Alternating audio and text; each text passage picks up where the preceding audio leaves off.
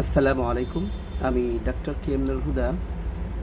আজকে আমরা একটি গুরুত্বপূর্ণ বিষয় নিয়ে আলোচনা করব। সেটি হচ্ছে আমাদের কাছে প্রায়ই বাচ্চার মায়েরা এসে বলে থাকেন যে তাদের বাচ্চার খাবারের প্রতি অনীহা। অর্থাৎ ঘরের খাবার তারা খেতে চায় না।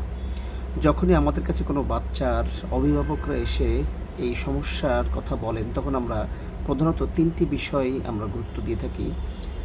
সেক্ষেত্রে আমরা ১ নম্বরে রাখবো সেটি হচ্ছে আপনার বাচ্চার শরীরে রক্তের পরিমাণ কম বা তার কি রক্তশূন্যতা আছে কিনা।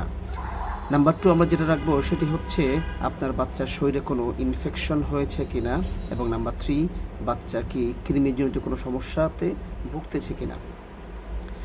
তো যখন আমাদের কাছে বাচ্চার মায়েরা নিয়ে আসেন, তখন আমরা তাদেরকে এই ৩টি বিষয় গুরুত্ব আরোপ করি।